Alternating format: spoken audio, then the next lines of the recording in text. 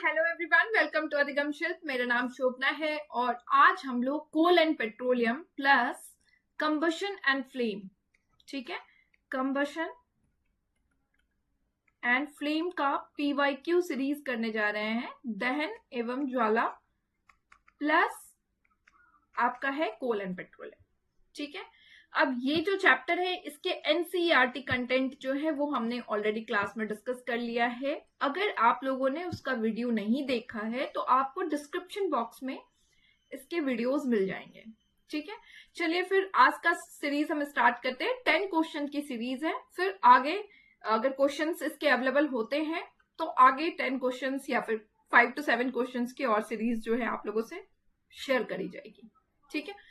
चलिए आइए सबसे पहला क्वेश्चन हम देखते हैं। पहला क्वेश्चन हमसे कह रहा है select the following a group of petrochemicals. देखिए ये जो वर्ड पेट्रोकेमिकल्स है ना, ये पेट्रोकेमिकल्स वर्ड है। पेट्रोकेमिकल्स किसे हम पेट्रो रसायन जिसे कहते हैं हिंदी में, ये क्या होता है? ये होता है प्रोडक्ट होता है किस किस का? ये प्रोडक्ट होता है पेट्रोलियम का प्लस नेचुरल गैस का, ठीक है। तो यहाँ पे क्वेश्चन कह रहे हैं कि निम्नलिखित में से पेट्रो रसायन के एक समूह का आपको चयन करना है, ठीक है, जो कि पेट्रो रसायन यानी कि वो उत्पाद किसका है? पेट्रोलियम और प्राकृतिक गैस का। आइए देखते हैं। पहला ऑप्शन हमारा कह रहा है डीजल, पेट्रोल और मैन्योर। देखिए डीजल तो है, पेट्रोकेमिकल्स के प्रोडक्ट है, ठीक है। नेक्स्ट हमारा क्या कह रहा है? पेट्रोल है, ठीक है, ये भी है। मैन्योर इसके प्रोडक्ट बिल्कुल भी नहीं है, ठीक है, यानी कि ये वाला ऑप्शन यहाँ पे कट गया। अब देखिए लुब्रिकेटिंग ऑयल, पैराफिन, वैक्स और रेयन।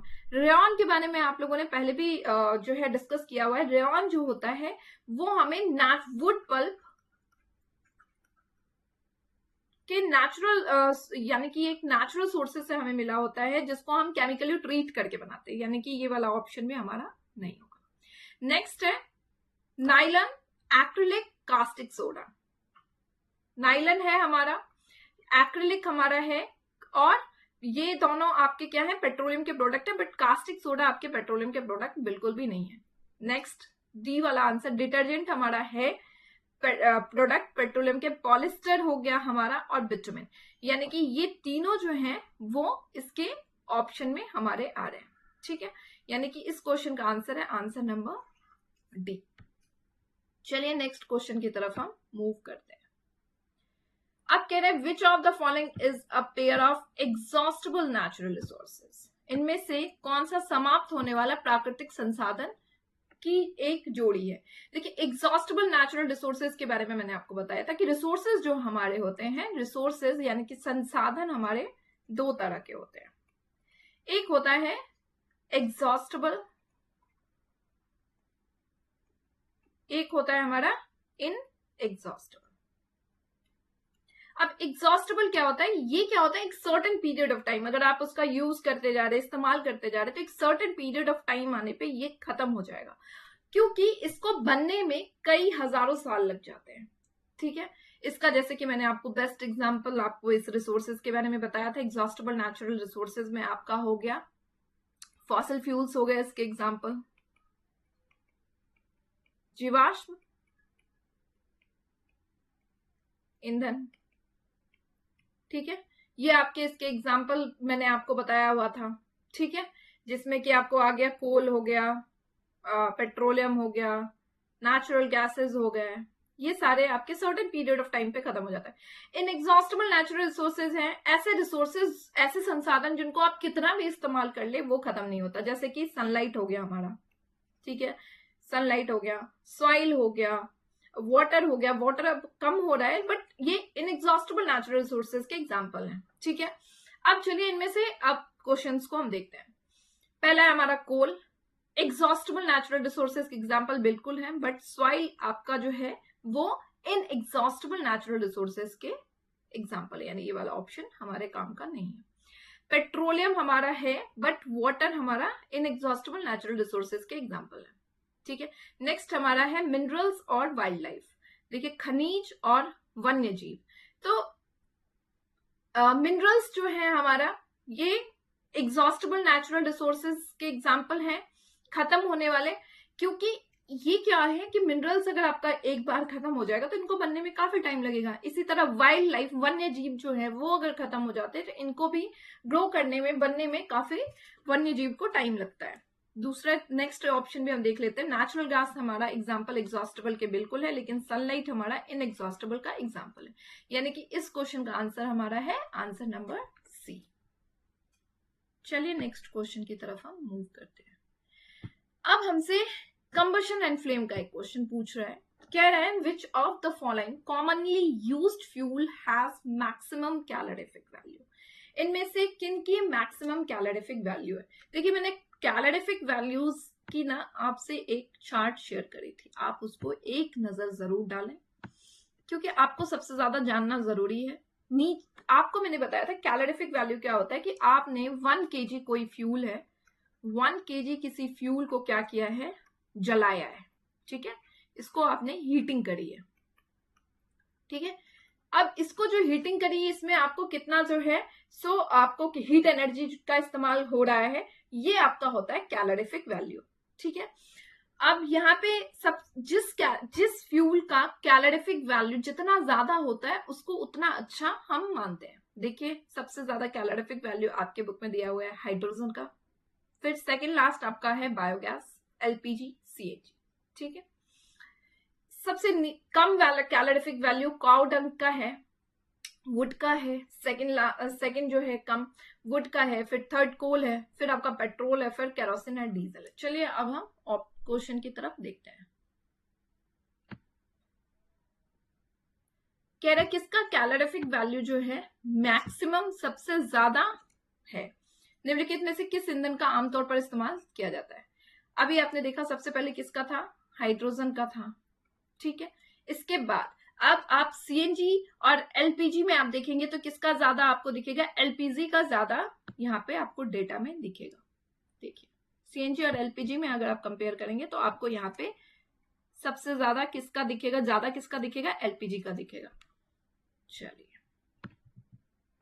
ठीक है, यानी कि इस क्वेश्चन का आंसर क्या है, लिक्विफाइड पेट्रोलियम गैस, द्रवित पेट्रोलियम गैस, आंसर नंबर सी।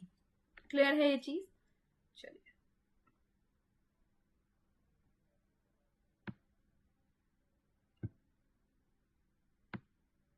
नेक्स्ट है हमारा which fuel has the highest calorific value from among the following. निम्नलिखित में से किस ईंधन का ऊष्मीयमान सबसे अधिक है। सबसे ज्यादा मैंने आपको बताया था, इन ऑप्शन में आपको देखना है किसका आपको मांग रहा है, ऑप्शन में ये पता लगाना है आपको कि किस ऑप्शन में सबसे ज्यादा है। तो देखिए हाइड्रोजन आपने देखा था सबसे ज्यादा हाइड्रोजन का है, ठीक है। चलिए ये तो यहाँ पे सबसे ज्यादा हाईएस्ट कैलोरीफिक वैल्यू मांग रहा है और आपका ऑप्शन में है। लेकिन अगर मान लीजिए हाइड्रोजन की जगह पे आपको कुछ और रहता तो आपको उन चारों ऑप्शंस को चूज करना है, उन चारों ऑप्शंस के हिसाब से आपको देखना है कि किसकी कैलोरीफिक वैल्यू इनमें से ज्यादा है। लेट्स सपोज कोल, पेट्रोलियम और डीजल है, तो आप कोल, पेट्रोलियम और डीजल में देखेंगे अगर तो किसका ज्यादा, कोल हो गया, पेट्रोलियम हो गया और डीजल हो गया, तो सबसे ज्यादा डीजल का है। फॉर एग्जाम्पल अगर इन तीनों में आपसे पूछा जाता तो आप सबसे ज्यादा डीजल का कहते हैं, बट यहाँ पे चूंकि हाइड्रोजन दिया हुआ है हमको पता है कि सबसे ज्यादा जो है हाइड्रोजन का है, इसलिए ऑप्शन जो है हमारा क्या है, ऑप्शन नंबर डी। अब नेक्स्ट हमसे कह रहा है कि कैलोरीफिक वैल्यू आपको इनकरेक्ट स्टेटमेंट्स जो है वो चूज करने हैं। कह रहा है the calorific value of kerosene is more than coal. चलिए देखते हैं, केरोसिन का ज्यादा है कोल से। चलिए देखते हैं, केरोसिन देखिए और कोल देखिए, केरोसिन यहाँ है और कोल यहाँ है, यानी कि केरोसिन का ज्यादा है, ठीक है। यानी कि ये स्टेटमेंट तो करेक्ट है और हमको ढूंढना है इनकरेक्ट। देखिए बार बार चार्ट में इसलिए दिखा रही हूँ क्योंकि इससे आपके जो है रिविजन्स होते रहते हैं, यानी कि ये स्टेटमेंट हमारे काम का नहीं है, हमें इनकरेक्ट स्टेटमेंट देखना है। Calorific value of coal is more than wood, अब कोल का ज्यादा है वुड से। चलिए देखते हैं, कोल का कैलोरीफिक वैल्यू और वुड का देखेंगे तो कोल का यहाँ पे ज्यादा है वुड से, ठीक है। यानी कि इस क्वेश्चन का आंसर है हमारा इनकरेक्ट, हमको ढूंढना है और स्टेटमेंट ये करेक्ट है, ठीक है। नेक्स्ट है the calorific value of biogas is less than LPG. Biogas की जो कैलोरीफिक वैल्यू है वो एलपीजी से ज्यादा है, बायोगैस और एलपीजी का आपको देखना है। एलपीजी यहाँ पे है और बायोगैस यहाँ पे, यानी कि बायोगैस का ज्यादा है। चलिए देखते हैं स्टेटमेंट हमारा क्या कह रहा था। Calorific value of biogas is less than LPG, मतलब ये कह रहा है कि एलपीजी का जो कैलोरीफिक वैल्यू उससे बायोगैस का कम है। बट हमने देखा कि एलपीजी से ज्यादा है कैलोरीफिक वैल्यू किसका, बायोगैस का। ठीक है, यानी कि ये स्टेटमेंट इनकरेक्ट है और हमको इनकरेक्ट स्टेटमेंट ही ढूंढना है, यानी इस क्वेश्चन का आंसर है आंसर नंबर सी। चलिए अब यहां पे क्वेश्चन है which of the following is not the product of petroleum, इनमें से कौन है जो प्रोडक्ट नहीं है पेट्रोलियम के। चलिए यहाँ पे प्रोफीन वैक्स पेट्रोलियम के प्रोडक्ट है। बिटुमिन आपको पता है, बिटुमिन जो होता है वो पेट्रोलियम के प्रोडक्ट है, जिसका इस्तेमाल हम किस चीज के लिए करते हैं, रोड पेंटिंग वगैरह के लिए। रोड पे जो है सो वो परत बिछाने के लिए हम इसका इस्तेमाल करते हैं। कैरोसिन हो गया, ये भी है। सीएनजी गैस जो है आपको पता है नेचुरल गैस के प्रोडक्ट है सीएनजी, यानी कि इस क्वेश्चन का आंसर है आंसर नंबर ए। चलिए ये तो वही क्वेश्चन रिपीट हो गया था। Next, Naphthalene balls that are used to repel moths and other insects are obtained from। Naphthalene balls जिसका उपयोग पतंगों और अन्य कीड़ों को पीछे हटाने के लिए, भगाने के लिए इस्तेमाल किया जाता है। ये किसका है, आपको बताया था मैंने नेप्थलीन बॉल्स के बारे में। ये जो नेप्थलीन बॉल्स होता है ना, इसका काम क्या होता है, नेप्थलीन बॉल्स का काम होता है आपको ये जो इंसेक्ट्स होते हैं घरों में, कॉकरोचेस वगैरह होते हैं, उनको भगाने के लिए हम इसका इस्तेमाल करते हैं। तो नेप्थलीन बॉल्स जो होते हैं ये किसके प्रोडक्ट हैं, ये कोल तार के प्रोडक्ट होते हैं नेप्थलीन बॉल्स। ठीक है, यानी कि इस क्वेश्चन का आंसर है ए। सिंपल है, ये हमने एनसीईआरटी का जो कंटेंट हम डिस्कस कर रहे थे हमने बहुत अच्छे से इसको डिस्कस किया हुआ था। नेक्स्ट जो क्वेश्चन है हमारा वो है various petroleum products that are used are given in column and column B respectively, choose the correct matching sets. Column A और कॉलम बी में पेट्रोलियम के उत्पादक और उनके उपयोग दिए गए हैं और सही मिलान आपको जो है इसमें चूज करना है। पहला हमारा कोक। ठीक है, कोक का इस्तेमाल हम देखते हैं। कोक का इस्तेमाल जो है हम ज्यादातर मैन्युफैक्चरिंग ऑफ स्टील्स जो होते हैं, स्टील्स को मैन्युफैक्चर करने के लिए जो होता है उसमें करते हैं, यानी इस क्वेश्चन का आंसर है ए का 4, बाकी किसी में ए का 4 नहीं। चलिए नेक्स्ट भी देख लेते हैं। आप कोल तार, कोल तार के बारे में हमने ऑलरेडी डिस्कस किया हुआ था कि कोल तार का इस्तेमाल जो होता है परफ्यूम्स बनाने के लिए होता है, नेप्थलीन बॉल्स को बनाने के लिए होता है, क्योंकि उससे जो है इंसेक्ट्स भागते हैं। तो यानी बी का हो गया आपका 1, परफ्यूम्स बनाने के लिए इसका इस्तेमाल होता है। सी है कोल गैस। कोल गैस का इस्तेमाल आपको पता ही है, हमने डिस्कस किया था कि इंडस्ट्रीज वगैरह में जो है फ्यूल्स के तौर पे हम इसका इस्तेमाल करते हैं। डी बिटुमिन, बिटुमिन के बारे में अभी हमने डिस्कस किया है कि रोड्स में जो है इसका इस्तेमाल हम करते हैं, रोड्स पे मेल्ट करने के लिए, उसमें परत बिछाने के लिए हम इसका इस्तेमाल करते हैं। डी का 3, यानी इस क्वेश्चन का आंसर है आंसर नंबर 1।